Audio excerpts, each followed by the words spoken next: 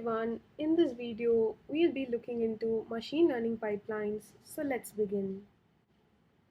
First things first, what are ML pipelines? ML pipelines are like the well-organized recipe for making a cake. They are a series of steps that streamline the entire machine learning process from collecting and pre-processing data to training models and evaluating their performance. Let's talk about the incredible benefits of ML pipelines. Efficiency.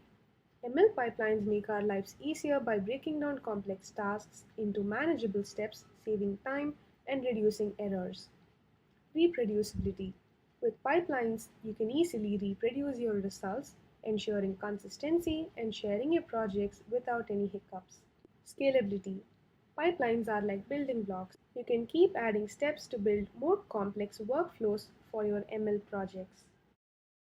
Now let's understand the components of ML pipelines. Data preprocessing. This is where we collect, clean, and transform data into a format suitable for model training. Model training. Here we feed our data into a machine learning model, allowing it to learn and make predictions using various algorithms. Evaluation and validation. We need to check how well our model performs. This step helps us fine-tune and optimize our model to improve its performance and accuracy. If you're excited about using pre-built pipelines, Hugging Face has a treat for you. Do check out their website. They offer a wide range of built-in pipelines which you can use for your projects. Using Hugging Face pipelines is a breeze.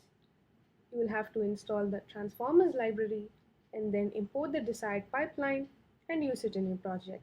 Don't forget to check out our Python project tutorials playlist for practical examples and hands-on experience. Have linked them in the description below. Hope you found this video informative and helpful. Don't forget to like, share and subscribe to DT's Learning Insights for more exciting videos. Stay tuned for incredible content. Until then, it's me, Tanvita, signing off. Thanks for watching.